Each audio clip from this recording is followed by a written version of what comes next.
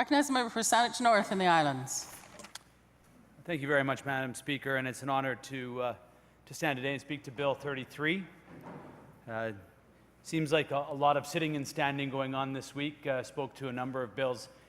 This bill is an important one as we continue the discussion in our communities and in the various regions in our province about transportation, the impact that transportation has on the overall family budget, on the overall budget of the province, and as well the impact that it has on the mental health and well-being of our people and our families.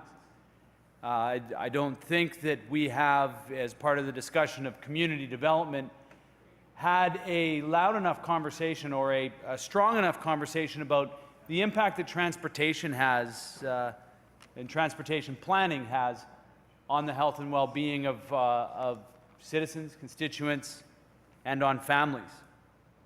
There is, as we know, a social cost to congestion, as was mentioned by the previous speaker, and I would also like to emphasize the fact remains that when you're locked up in a car, either going to or from work or to and from your daily activities, there's an increasing level of frustration, increasing levels of stress.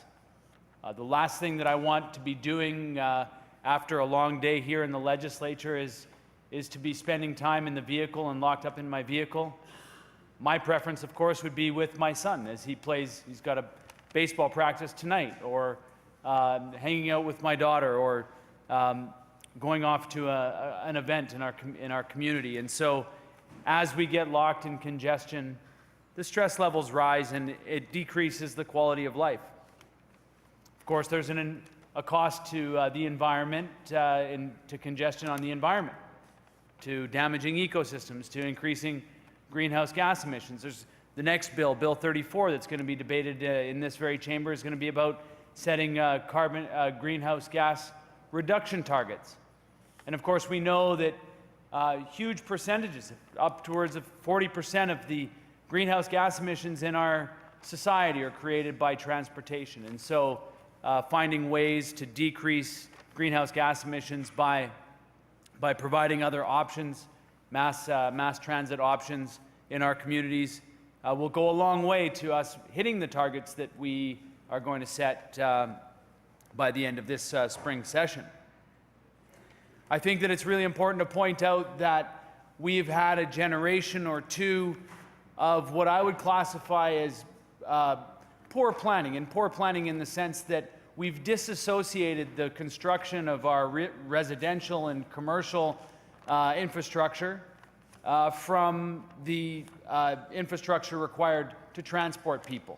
We'd often say, when I was a councillor in the district of Central Saanich, the roads were what the economy rode on. And we provided those roads, and we provided them connected to a provincial network, no question. And I think that it's important for us to strongly connect the development of our communities, the development of residential and commercial infrastructure buildings for people to live and work in, with really modern and state-of-the-art transportation networks. When we don't have those networks, I think we see right here in the capital region, where we've got one part of the region who will boldly stand and proclaim with great verbosity the housing developments that they're creating and the solutions that they're creating for housing. Well, on the other hand, they diminish the challenges that they're creating, on the other hand, with transportation, and having differing levels of government responsible for that. It's easy for a local government to approve housing developments, as was pointed out, that the supply side of this, the housing affordability equation always keeps being talked about, and for good reason. We have to continue to provide supply, but we also have to do it with care and attention. We have to make sure that as we're building communities, that we're also extending the types of transportation network that's going to allow those people a quality of life that it's going to be worth living in. We don't want to be jamming people into neighborhoods just for the sake of driving housing costs down while increasing transportation costs. That makes no sense. And often disassociate the cost we talk about housing affordability. The affordability of life also includes transportation costs. While we hear the former Minister of Transportation talk about the grand investments that were made in transportation, I would think that it's important to point out that there was considerable concern from the many people that I've talked to in and around the transportation field, my colleagues at the local government level, not only in Metro Vancouver, but as well in the Capital Region, the Cowichan Valley Regional District in Cowichan Valley, as well in other parts, that the former government did not make the kinds of investments that were needed in mass transit. We talk about lots of bridge building big wide bridges for single-occupant vehicles to travel back and forth on. We don't talk enough about the kind of investments in green and clean mass transit, moving people in and around our communities that could have been made. In fact, arguably, it could have been said the fight that happened, the referendum that happened in Metro Vancouver around Translink and the insatiable desire, as the former minister talked about, it could have gone a long way to the seat count in the last election, as we see the former government's seat count strongly diminished in the Lower Mainland. And that's what happens when you fight people in their transportation and the feelings that they have around this increasing stress levels. And I think that it's important that this government, the current government, look at that very closely and making sure that we're providing people an ability to be transported around their regions, around their communities and neighborhoods.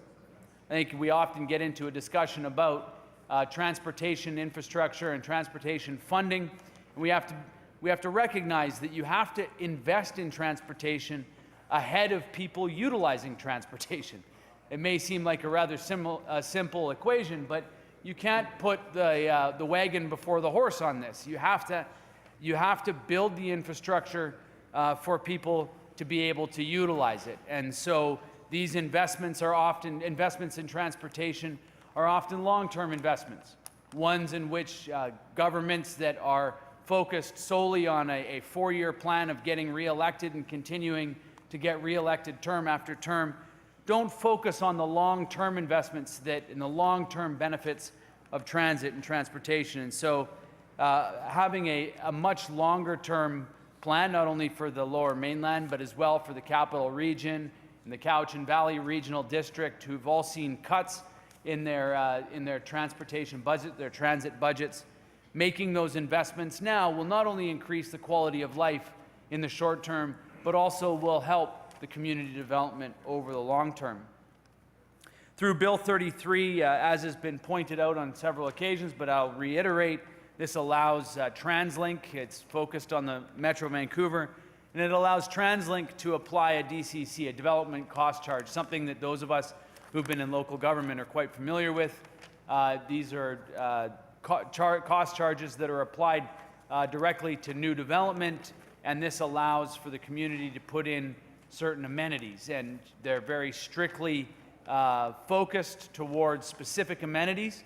And in this case, we're through Bill 33, we're enabling Metro Vancouver and Translink to expend and to charge a DCC on the new development so that it can be targeted towards funding. This was part of the commitment that the government made to fund 40% of the projects that the former minister, now in the official opposition, was talking about, and it allows for some stable source of funding to allow for the construction of much-needed transportation, mass transit infrastructure.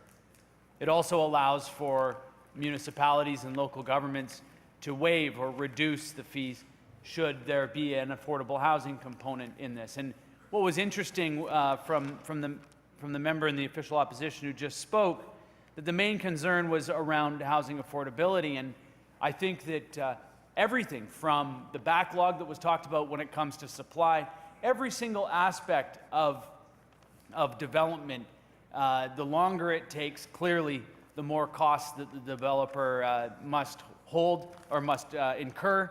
And of course, developers then pass that along to the end user. The same thing could be said, of course, for for adding a charge for transportation. It also is important to recognize that the overall affordability for people in our society includes transportation costs. So if we can be providing transportation options that will allow a family to go from a two-car family, as an example, to a one-car family, then we can be, if we're providing that mass transit or the transportation infrastructure for them to transition out of their vehicle, then we can also be decreasing the cost. So I think that it's very easy to simplify these arguments in here and to make things appear to be the way that they're not actually are. So it's important that when we have this discussion that we maintain the complexity within it. These are not easy conversations to be having.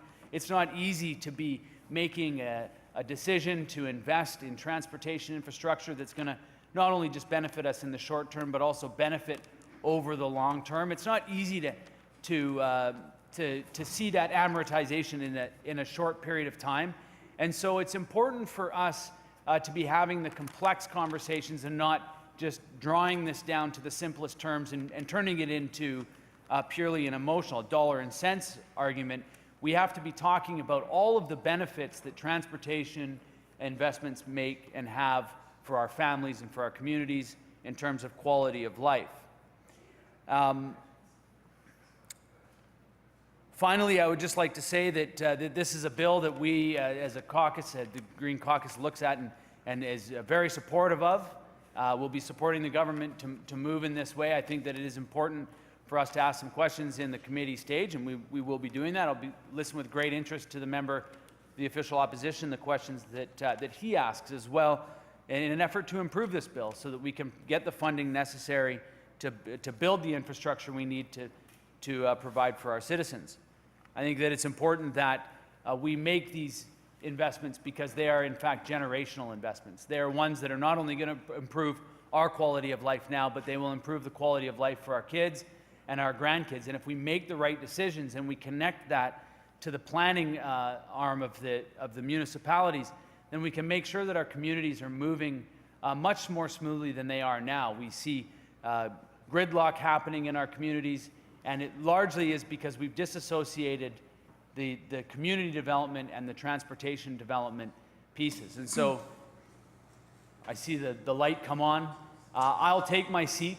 Honourable member, noting the hour, if you'd be so kind as to move adjournment of the debate. This will be the first time I've had the opportunity to move adjournment of the debate. Oh, noting the hour, I adjourn the, what is it? Move adjournment of the debate. Noting the hour, I move adjournment of the debate. And And I don't even need to reserve my right because I'm done. So I thank you very much for the opportunity to speak. So noting the hour, I adjourn the debate. Thank you very much, honourable member. Honourable member, thank you. Committee chairs.